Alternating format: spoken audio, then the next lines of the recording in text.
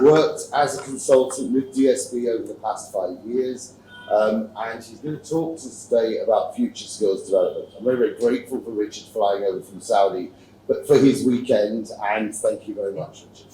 And we're then going to meld this with a panel discussion on the future of education. Yeah, just this one. I'm going to move. Okay, sorry, that's going to create problems. I create problems everywhere I go. So thank you for the introduction, and it really is a real pleasure. Standing. The technology is going to defeat you. Is that enough? It's hard. You can stand here. You're getting too close to the box, then it's coming. Okay. So yeah, it's a real pleasure and privilege to be here in Mumbai with you today. So that's the idea. A few weeks ago, I was in a school. I'm not going to tell you where, but I was given a tour of the school by one of the, I'm guessing he was 17-year-old students. And he gave me the tour. It was a phenomenal tour of the school. It was a nice school. And I thought, this student is going to do very well in life. I just knew he's going to do very well in life. So just tell me, what kind of attributes would someone have where when you first meet them, you just know that they're going to do well? Throw some answers at me. What you didn't see this person, but what might someone be like that when you're giving someone a tour? Oops. This is really. What attributes would a person have where they come across? Self-confidence. So yeah, engaging, self-confidence without turning into arrogance. What else? Candid. Yeah, he was. What else? Welcoming. Yeah, welcoming. Yeah. What else? Listening. Yeah, listening. He was a good talker, but he listened to my questions. He was curious. He was a good communicator. Very impressive. And I was thinking, actually, that those attributes would have been the same ones 20 years ago, or 40 years ago, or 60 years ago. That would actually, I know whatever interview he goes for, university he's going to get it, as long as his grades are good. That's it. I actually found out later that his granddad owns one of the biggest banks in the Middle East, but I think he'll be okay anyway. But these qualities are the same as 20 years ago, 40 years ago, 60 years ago. The ability to communicate, to get on with people, to engage, to be interested, and to balance that. That to me, I'm not important. But let's think about education. Talk to the person next to you. This is a challenge. If you could have a synonym for education in one word, what may that word be? Okay, give you 30 seconds. We just learned a dream. Dream, maybe. Okay, could be dream. What else?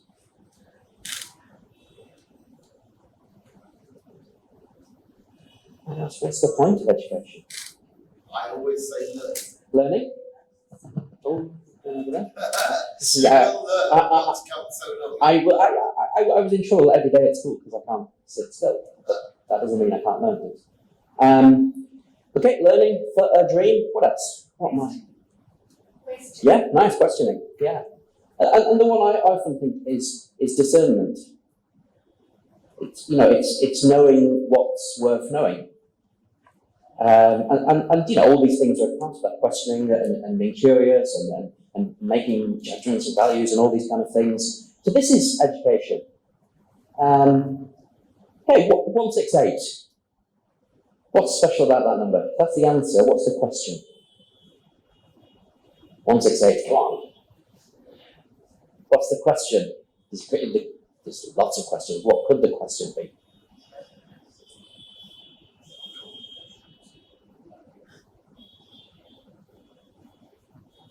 Any ideas?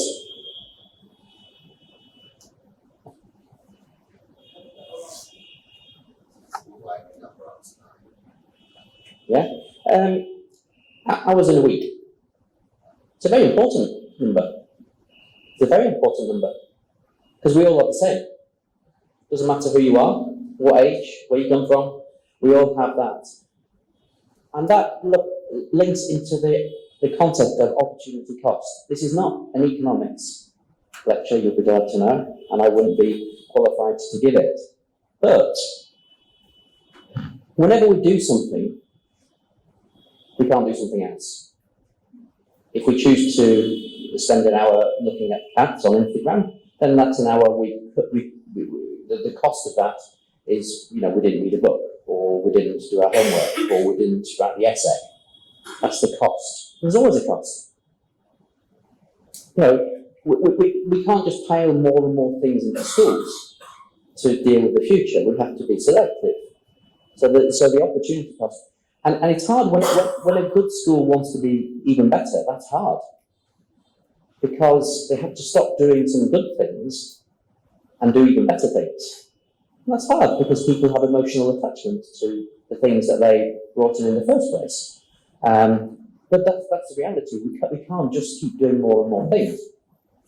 And this is an important point, I think, for the future education. Because, we could guess what skills are needed. We could guess, what things are going to be required in the future. But really, those are guesses. I mentioned Dylan Willen earlier. He talked about there being 4 broad purposes of education: personal empowerment, or most reasons will sit into these 4 areas: transmission of culture, preparation for citizenship, and preparation for work. And we maybe over focus on that 4th one sometimes. Yeah, it's important, of course it is. We also have to be aware that things like PISA are developed and organised by a certain organisation, the OECD. And the OECD has a very particular slant on education. It's an economic slant, which is important, but it's not the only thing. And I think, Andreas Schleicher, the German statistician who runs the OECD, who arguably is the most important person in the world when it comes to education, we have to be aware of this. Lots of the focus today has been on how can we, do well for ourselves, how can we ensure economic prosperity and we keep up with the competition. But also it's wider. How can we, and we're going to talk about this in the panel in 10 minutes, the world, you could argue, is in crisis in some ways. What's education doing about that? And here's just a few issues. Am I okay? Yes. Okay.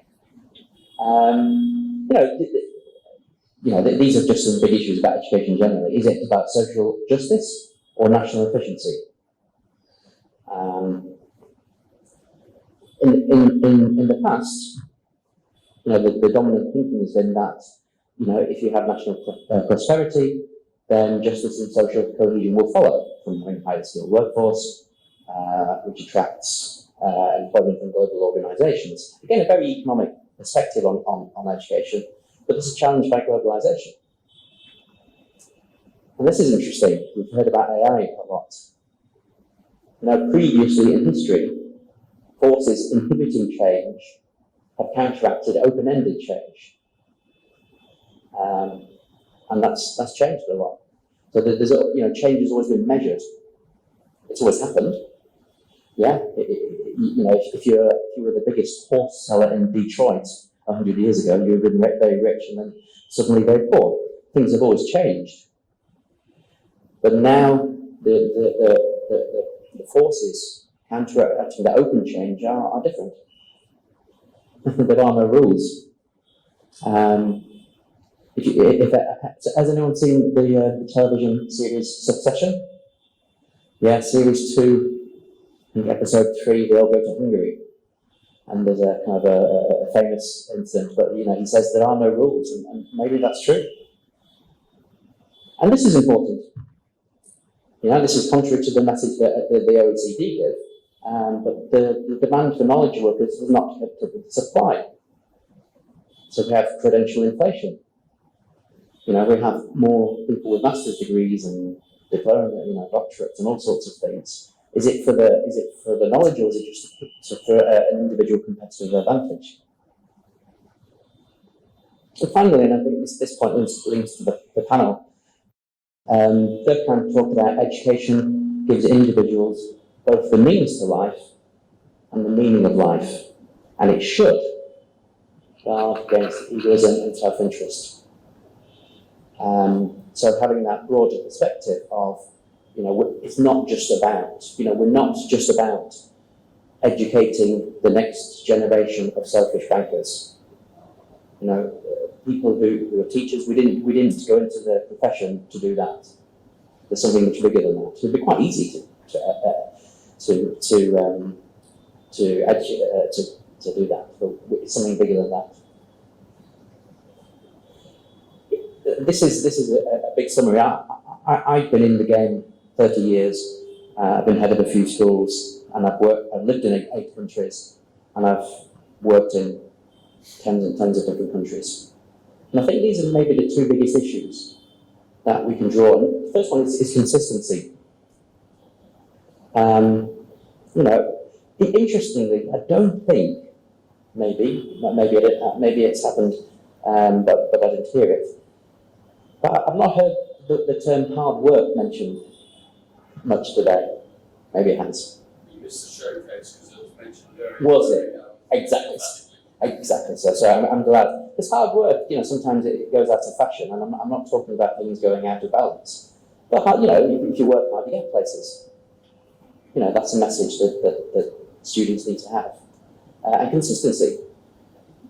If you want to get fitter, you don't go to the gym once every 2 weeks. You go 5 times a week.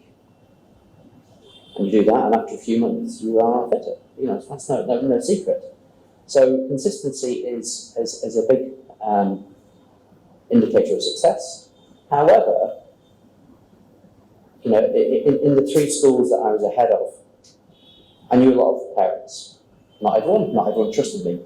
I'm sure not everyone would come into my office and tell me things, but a lot did.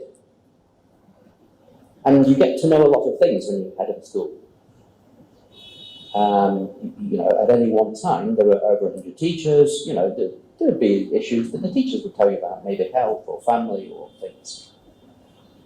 And then over time, parents trust you, and they tell you things.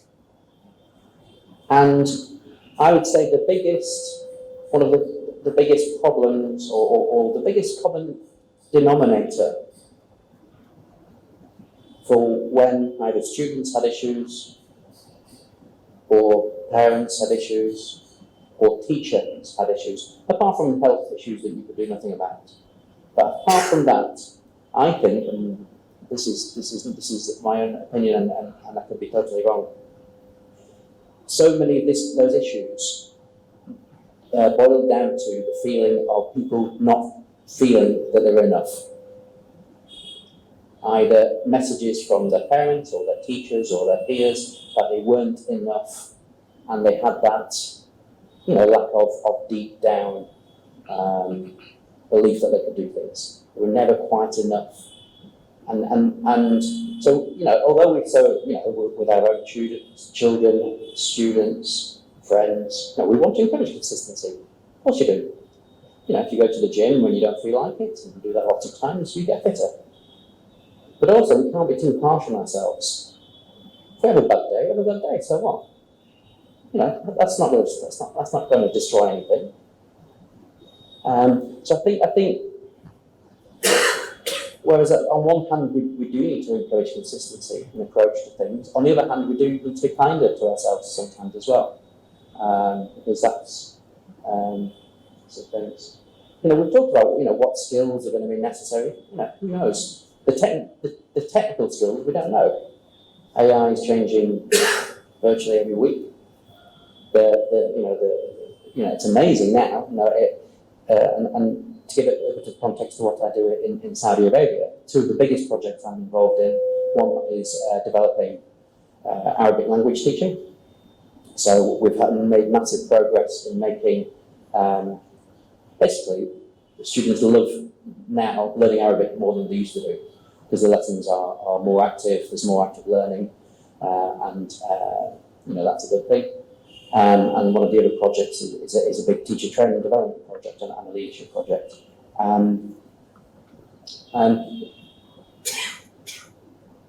But in terms of, if you look at AI in terms of translation, I work in a bilingual environment. I'm literally the only person in my team who's not bilingual.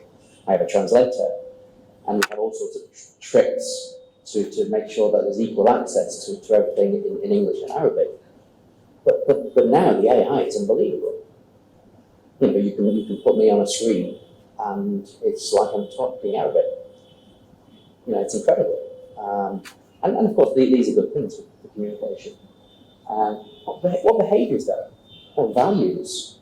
And this is where we're going to link into the purpose of education. It's not just a selfish endeavour.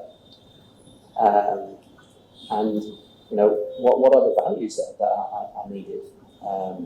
Interestingly, again, on the project I'm involved in, that there's a bigger global realisation than ever in that region, and much more collaboration, much more on understanding other people much higher than you would have ever thought possible. And how do we develop these attributes?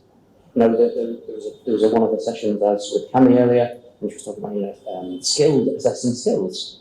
So if we want these skills, if we want people to collaborate, then how do we do that? Can we leave it to chance? Because in the best lessons, teachers have always done some good activities for collaboration, but was it mapped out? Were the activities in grade 6 any better than grade 4? Or was it a repeat? How do we know? Is it just some students who get involved? The whole of Misk's raison d'etre, the organisation I work for in Saudi, it's about leadership. But it's not about selecting particular students. It's about developing everyone, and that's down to leading yourself. So there's a whole load of really good questions, and I know in the graduate profile that's been developed, these are these kind of things of if we need these things, we can't leave them to chance. We can't just hope it's going to happen in some good maths lessons. It's going to happen in some good English lessons, and curriculum. I hope my German history is I might get shouted at here, and please correct me if my children are German, and I think it was 1807 where the German philosopher Hester did the address in Berlin, and basically what happened if your German history is not at that time Napoleon was running all over Europe, and Hester, who was German, was very upset because the people capitulated too easily. So there was, he suggested lots of things to, kind of German nationalism. But one of the things was a system of schooling. And what's interesting was, he suggested this is where the school bell. You probably don't have a school bell, but the point is this. Sorry, I think you're echoing. We can't follow you. Okay, sorry. Is it too? Why don't you take the cable mic? Okay. Because there's no echo. I'll try and stand still. Is that? Oh, I can just shout. Whatever. Is this okay? Okay. Sorry. Thank you for telling me. So in 1807, the German philosopher Hester did a State of the Address talk in Berlin, really addressing the issue of why did the people capitulate to Napoleon so easily. So he suggested a system of national schooling, and he also suggested the introduction of a school bell. And the rationale was this. He said, we want the people to be compliant enough that they will do what we tell them, but we don't want them thinking too much. So every hour we'll ring the bell and they learn a different subject. So the origins of the school bell and the lessons is to stop you learning too much. Because if you start putting things together, you're going to start thinking for yourself, and you're going to challenge, which is the last thing they wanted, was to challenge the system. And that's quite interesting. Now, there's all sorts of good reasons why we learn different subjects, because it's about thinking in different ways. But when we think about some of the challenges, I mentioned this earlier,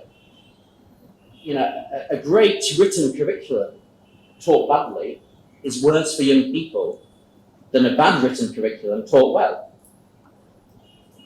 So it doesn't matter what you've got on the writing. What matters is the interaction with the teachers. Are they going to develop the skills? Are they going to develop your self-esteem? When I look at teachers, if I'm lazy, and I just think, would I want my own children in that teacher's class? That's the measure. We've talked about all these things. The teachers who care about the children, who know them. The lovely presentation earlier about knowing the children. We know that. Best teachers care. And to follow, that active learning. So the challenge is how we start it. The challenge is we only have so much time. I think one of the big faults, certainly politicians in some countries, is an issue comes and they say, okay, schools can deal with that. We'll put it into the curriculum. But they forget one huge thing. Knowledge doesn't change behavior automatically. I know, it's no secret, I know I should go to the gym more. I have that knowledge. There's all sorts of reasons conspiring for me not to do it. Can I come and talk about internet safety and give a talk to teenagers that will guarantee that they don't get up to any mischief on the internet? No, of course I can't. I can tell them every bit of knowledge in the world about it, and it's not going to change their behaviour. And I think this is one of the big issues. So we have to be discerning, going back to that first word. When we're looking at a changing curriculum, when we're looking at what goes into the curriculum, we need to be discerning. We need to realise that just putting something in won't necessarily make a difference. And that's, and it is, this is the analogy. It really is spinning plates. If you're a teacher or student educator on the board, there's so many things going on at any one time. As teachers, you're making an unbelievable amount of decisions in a day. You're making thousands of decisions in a lesson. Should you spend more time with this student? Should you explain it to the class? Shall we have a different way of doing things? Shall we just constant? But going back to that concept of opportunity cost, that's it. We need to do the things that are greatest value, and sometimes stop doing good things. And that's hard, because very good people put them in the first place. But we can't do everything. So I'm going to leave my little bit there, because I think we're going to have the panel discussion, which is wider on the future of education. Is that right?